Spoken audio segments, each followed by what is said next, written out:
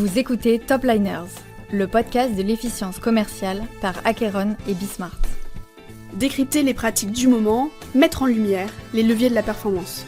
Des éclairages concrets pour accompagner les décideurs d'aujourd'hui et de demain.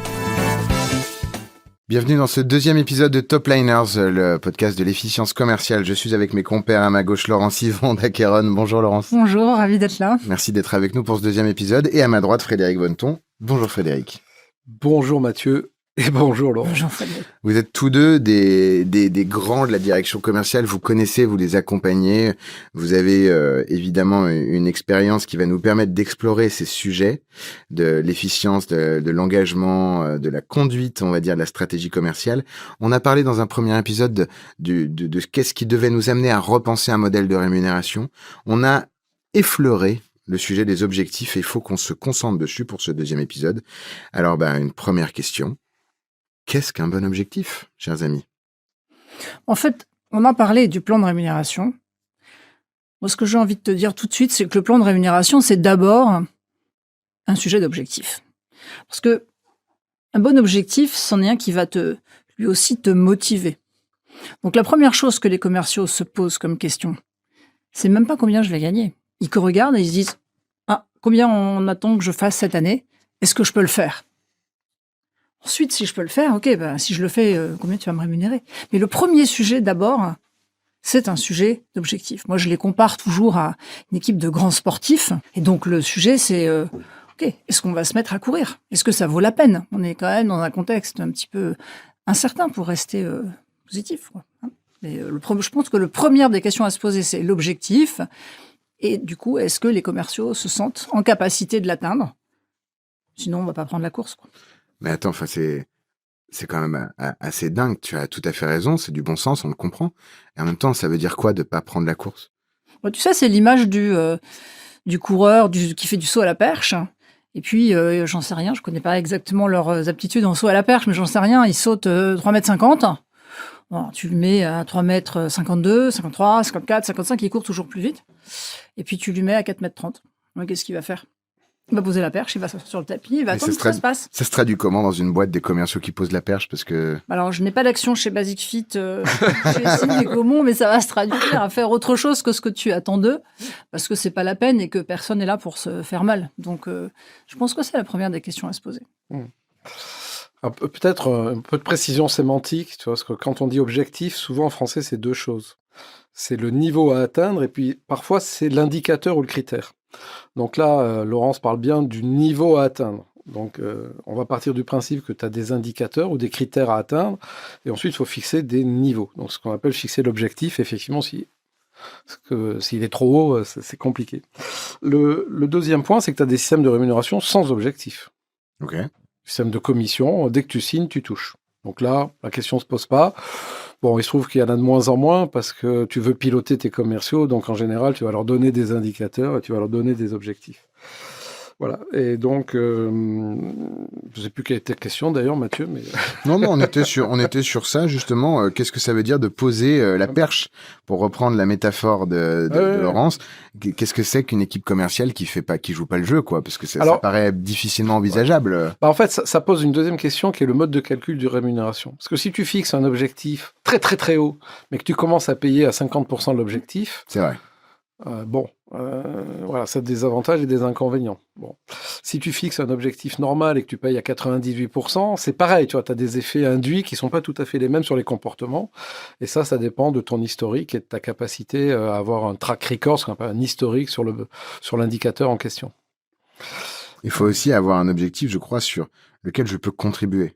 Un vrai objectif en rapport avec ma performance. Ouais. Ça peut paraître bête, mais on en parlait au premier épisode. Vous parliez d'EBITDA.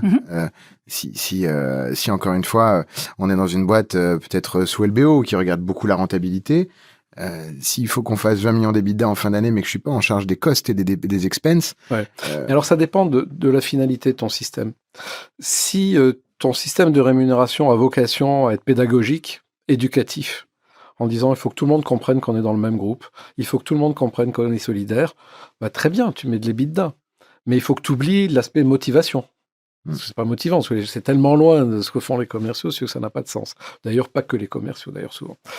Si tu veux un système de motivation, alors oui, tu as raison, il faut ramener l'indicateur, et non pas l'objectif, proche de ce que je suis capable de faire. Par exemple, qu'est-ce qui nous permet d'éviter au maximum la frustration comme, justement, indicateur? Le premier des sujets, déjà, c'est de le donner à l'heure. Tu vois, avant de se prendre la tête sur les indicateurs, les KPI. Bon, il arrive que tu rencontres des entreprises qu'on réunisse et tu leur demandes un 30 mars combien ont été capables de... Ouais, ça te fait sourire. Combien ont été capables de distribuer leurs objectifs. Sur une population, une vingtaine de personnes, il y en a 2 qui l'avaient fait. Donc, ça veut dire qu'il y a 18 entreprises sur 20 qui, le 30 mars, n'ont pas distribué les objectifs. Le commercial, pour le motiver, on va trouver mieux, si tu veux. Et ça peut être beaucoup plus long que ça. Alors, le sujet, il part souvent du budget de la finance, qui est un autre processus qui fait bien souffrir les entreprises, que je connais bien.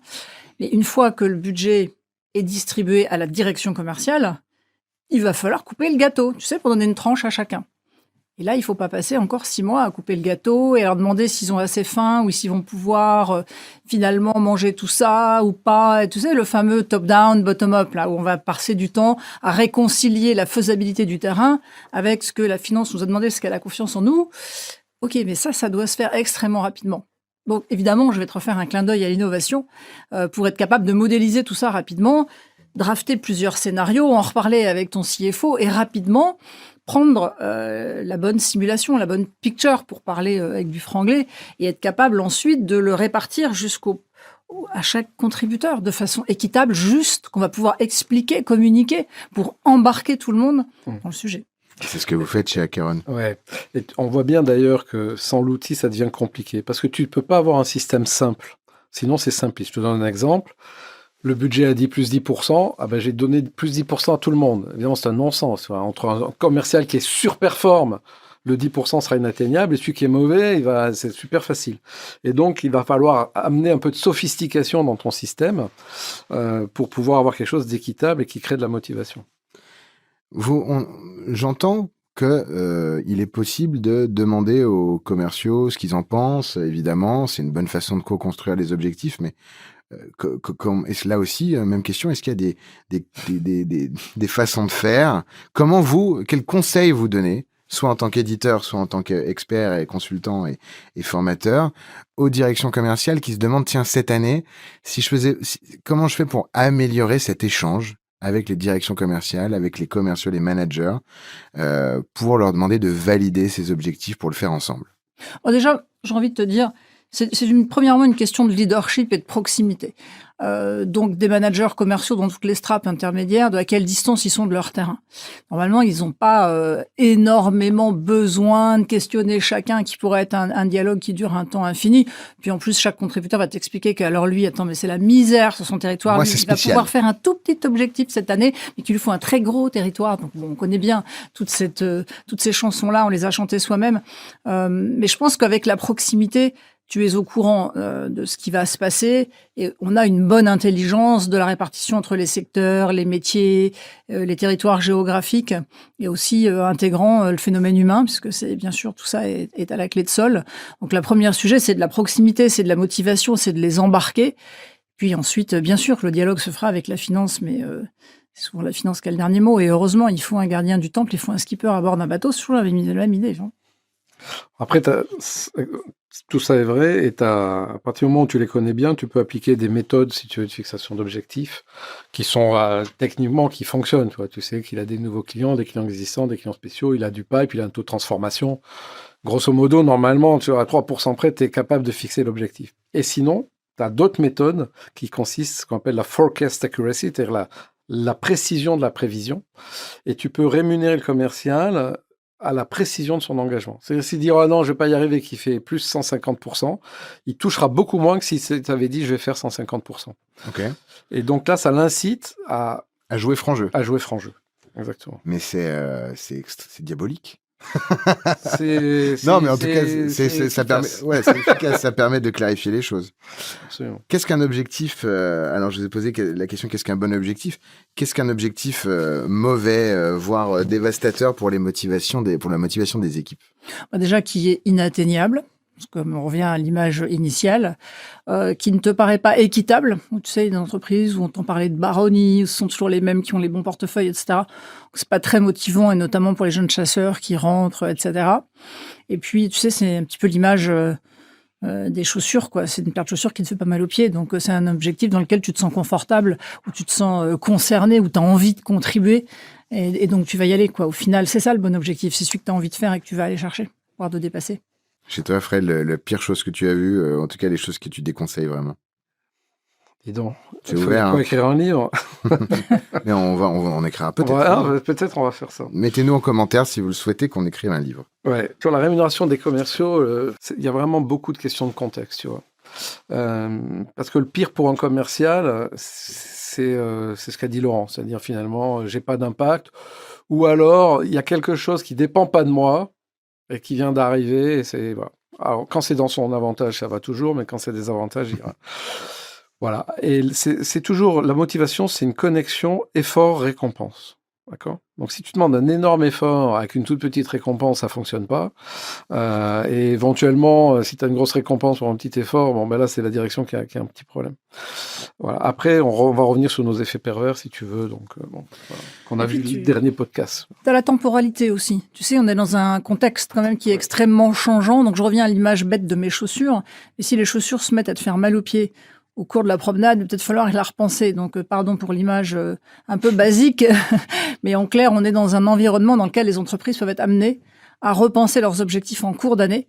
Et là aussi, il faut être capable, avec les équipes de support à la vente et avec la direction et le COMEX, rapidement, de redéfinir, de resizer les objectifs pour tout le monde, de les redistribuer, qu'ils soient expliqués, encore une fois, lisibles, compréhensibles, et surtout que ça réagisse extrêmement rapidement.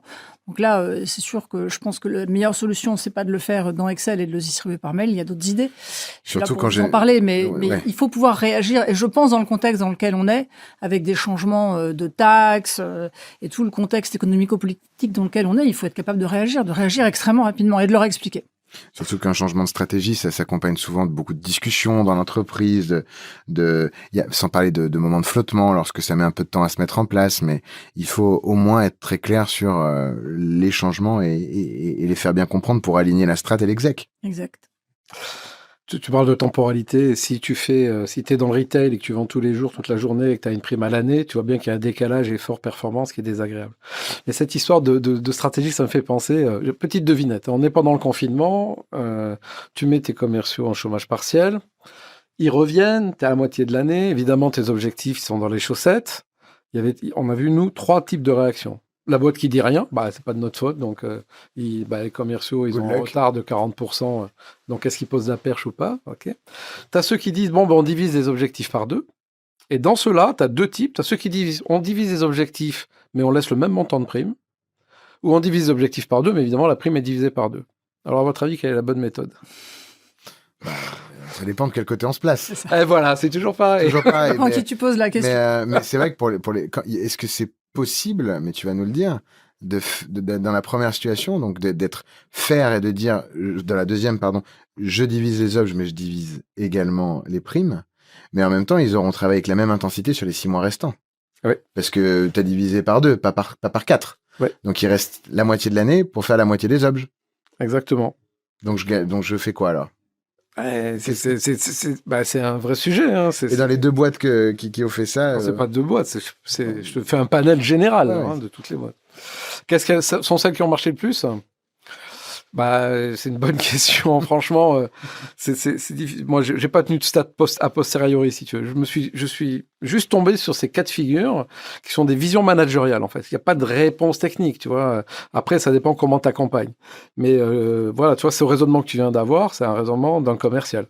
Attends, j'ai la moitié de l'année, si je fais l'objectif, je touche 100%. Oui, mais n'empêche que tu as ramené que la moitié de valeur pour la boîte. Donc moi, je suis DG, je te dis, tu ramènes la moitié de valeur, normalement, tu as 0, puisqu'à 50%, tu as 0, tu commences à toucher à 80. Je suis sympa, je te rabaisse le truc, donc déjà, c'est bien, tu touches quelque chose. Ou alors, si tu es équipé d'une solution qui te le permet, je regarde Laurence, tu peux dire, écoutez, cette année, on fait péter ce qu'on avait mis en place, c'est 5 points pour tout le monde, de tout ce que tu vends. Haute stratégie. Et pour cette année, c'est exceptionnel. À Covid exceptionnel, situation exceptionnelle, vous prenez 5 points, il y aura des effets d'aubaine, avec ou sans plafond. D'ailleurs, le plafond, Parce qu'on parle des objets, mais Oui. le plafond, la rémunération plafonnée, j'imagine que dans un monde où on va chercher la top line, c'est contre-intuitif de mettre un plafond. Il y a un effet bénéfique à mettre un plafond? Alors, je pense que le sujet, c'est avant tout de savoir quel est l'objectif de l'entreprise et après quoi on court. C'est toujours il n'y a pas de réponse par défaut. C'est de prendre plusieurs modèles. Tu vois bien que tu es en train de challenger différents modèles pour prendre une décision éclairée. Et les entreprises sont face à ça avec les COMEX, de savoir quelle modélisation on va choisir pour quel impact. Alors, tu as l'impact positif que regarde le directeur commercial, qui est monsieur Topliner, et qui lui dit, bah, alors attends, à partir de maintenant, on double les coms, et puis on déplafonne, hein, comme ça, tout va bien se passer. Et puis, tu as ton gardien du temple, EBITDA, le CFO, qui lui va dire, j'aimerais bien qu'on en reparle un peu, parce que effectivement, il faut que ce soit, si je te donne de l'argent en plus, combien tu vas me ramener en plus en termes de top line. Donc, cet équilibre entre le haut et le bas de ton PNL qui doit être effectivement calculé. Alors, tu peux, à un moment, lâcher les chevaux, ouvrir les vannes pour atteindre un objectif stratégique, de gagner une part de marché, te mettre dans un pays sur une nouvelle ligne de produits. Mais il faut le prendre comme un investissement et il faut toujours, bien sûr, regarder l'équilibre que tu as entre la top et la bottom line, mais c'est tout le propre du PNL. D'où l'intérêt aussi d'avoir les moyens technologiques, d'avoir des conversations éclairées entre la finance, la direction commerciale, la RH, qui est une partie prenante extrêmement importante dans ces sujets-là, et d'être capable de calculer les impacts, de les simuler et de décider ensemble la meilleure solution pour l'entreprise. Je crois qu'il n'y a pas de lapin sorti du chapeau qui va te répondre pour tout le monde. Ouais. Quand tu discutes avec les dirigeants de boîtes cotées, ils te disent, en gros, j'ai 2 types de commerciaux dont j'ai horreur. Celui qui dit « Ah, je vais pas y arriver » et qui fait 150%, et celui qui dit « Je vais faire 200% » et qui fait 50%. En fait, il dit « Moi, j'annonce au marché, je vais faire plus 5, je veux faire plus 5. Je veux pas des gars à 200%, ça ne m'intéresse pas. Donc, je capte mon système de REM des commerciaux. C'est pas compliqué. Alors, évidemment, comme je sais qu'il y en aura à 100, d'autres à 80, je vais aller jusqu'à 120. Mais je vais pas décaler. Donc, c'est une des grandes raisons du cap. Et la deuxième raison, c'est que si je veux que mon commercial, il vende aligné sur la stratégie de la boîte et qu'il vende tous les produits. Il faut un cadre. Non, mais c'est surtout que si je déplafonne, il peut faire son chiffre d'affaires et ses commissions sur un seul produit. Et donc, il n'applique pas la stratégie. Donc, c'est une raison aussi pour laquelle je l'oblige à tout vendre s'il veut optimiser son système de REM. Qu'est-ce qu'un mot-clé qu'on vous a demandé de préparer un petit peu, comment se construisent les leviers de motivation, les moteurs de motivation pour qu'on ait envie, je reprends une citation de Laurence, de se lever à 5h du mat pour y aller à fond. Question ouverte, vous avez pas 3 heures, mais vous avez 2 minutes. Moi, je pense qu'il faut faire extrêmement simple. Déjà, c'est atteignable, motivant, rémunérateur, et qui va m'offrir une reconnaissance positive, parce qu'il y a la rémunération, mais il y a aussi comment tu vas communiquer, travailler l'esprit d'équipe, et puis mettre les gens sur le podium et les valoriser par rapport à ce qu'ils ont amené à l'entreprise. Je pense que là, on a les ingrédients de la recette qui fonctionne. Alors, je mettrais ambitieux à la place d'atteignable, parce qu'en fait, les gens aiment le défi, ils ont envie d'aller, tu vois. Ils se lèvent pas. Si tu es sûr de l'atteindre, t'es pas motivé. Tu vois, si je te donne un objectif, tu es sûr de l'atteindre, bah, tu te lèves pas à 5h du mat, tu es sûr de l'atteindre. Donc, je pense qu'il faut qu'il y ait un niveau d'ambition, mais tu as raison, il faut que ce soit réaliste, évidemment. Et il faut que l'effort que tu me demandes, que la récompense soit à la hauteur de l'effort demandé. Voilà, ça, c'est juste essentiel. C'est-à-dire que je vais pas me lever à 5h du matin pour 45 € à la fin de l'année. Merci en tout cas pour ce point sur la motivation qui nous emmène tranquillement vers l'épisode 3 de Top Liners où nous allons parler tous ensemble de gamification et de compétitivité. À tout de suite, vous êtes sur Be Smart for Change.